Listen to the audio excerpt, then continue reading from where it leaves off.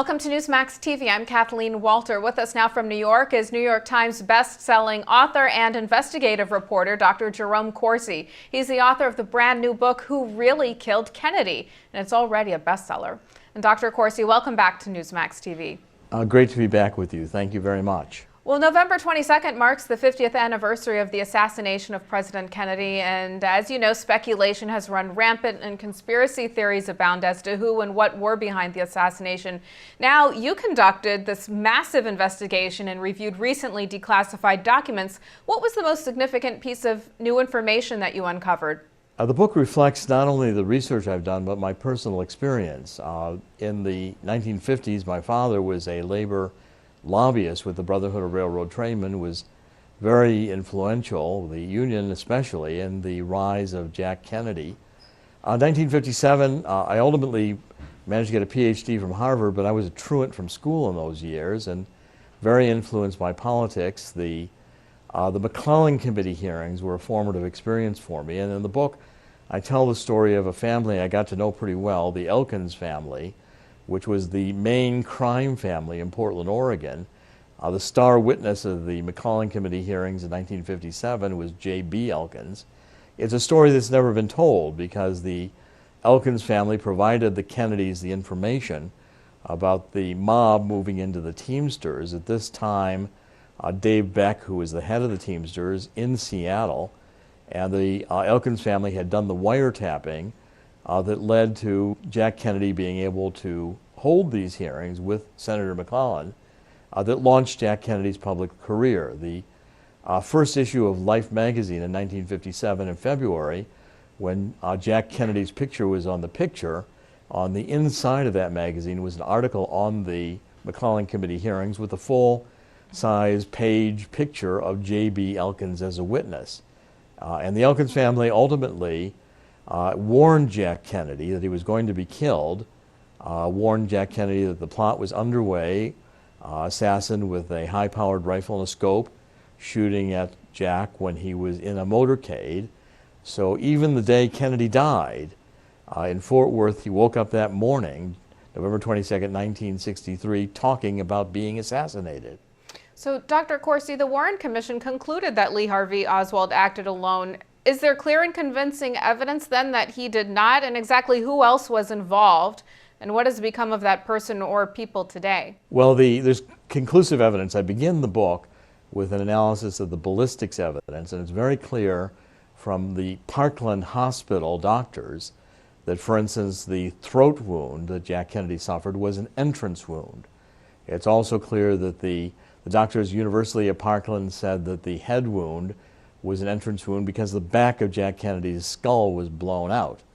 And that evidence was really not pressed forward. The autopsy never connected the back wound, which was only observed at Bethesda, with the neck wound. So the ballistic evidence, as I show in the book, is very strong that the shooting included at least one shooter from the front. As I explain the plot, it involved the highest levels of the government.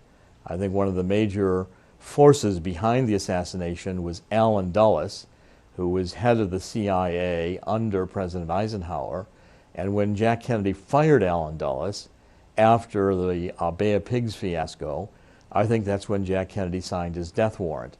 Allen Dulles had a revenge motive, was part of this whole New World Order. Allen Dulles had worked to finance Hitler's rise to power with the reform of the States. Allen Dulles did not take kindly to being fired from the CIA and did not take kindly to Jack Kennedy refusing to commit U.S. military forces in the Bay of Pig operation. That was a major turning point in the Kennedy administration. Doctor, the Warren Commission was established to get to the bottom of the murder. Some have speculated that the commission was corrupt. What is your take on that? Well, the Warren Commission was corrupt. I mean, if you take a look, there was a memo written by Nicholas D.B. Katzenbach, who was an assistant attorney general, to Johnson when the commission was being formed.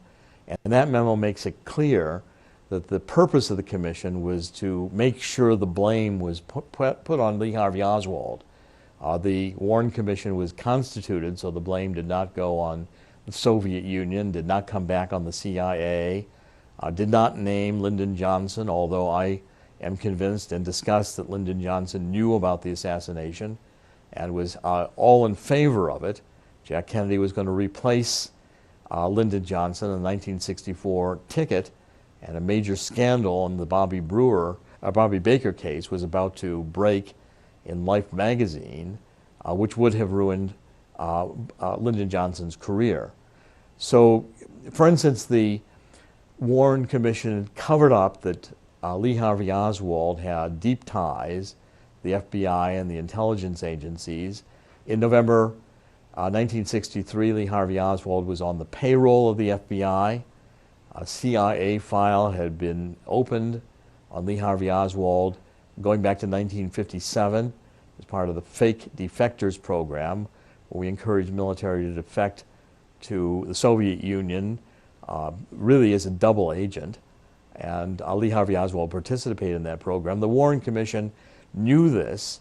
A memo written by the chief counsel, Lee Rankin, to the commissioners disclosed the information, and the Warren Commission lied and buried this information, saying Lee Harvey Oswald had no connection to the CIA or any other government agency. It just wasn't true. Doctor, looking back on the last 50 years, how do you think Kennedy's assassination and the social upheaval that followed changed America? Well, I think Jack Kennedy's assassination was a triumph for this new world order, which was basically a theory that goes back to the Dulles family, to the Nazis, to the whole new world order. You've got to remember the patriarchs of the George Bush family were also involved in financing the Nazis with the Harriman firm. You had a whole idea that the military force, the United States, would be used on false flag operations, with the CIA lying, not to defend vital interests of the United States, but economic interests. And the war in Vietnam was a good example. Kennedy was going to pull out of it. Kennedy did not believe the Vietnamese were fighting for their own freedom. He thought the war was concocted by the CIA and to benefit the munitions companies, others that would benefit from the war. And Kennedy was not going to fight a war lied to by the CIA. When he was killed, when Jack Kennedy was killed, the CIA had what it wanted, namely the ability to put a president in place who would follow the CIA's script. And Wow. we had the Tonkin Gulf incident, a false flag. We went in with Lyndon Johnson to Vietnam. Jack Kennedy was right. The men and women who fought in that war fought very valiantly, but it was a war that was never fought to be won and never intended to be won. Yet millions were made on the war by the companies that participated. Really fascinating investigation, Dr. Corsi. Thanks so much for being with us today. Thank you. Again, the book is called Who Really Killed Kennedy by Dr. Jerome Corsi. Dr. Corsi, again, thanks. Great pleasure. Thank you very much. And thank you for watching Newsmax TV.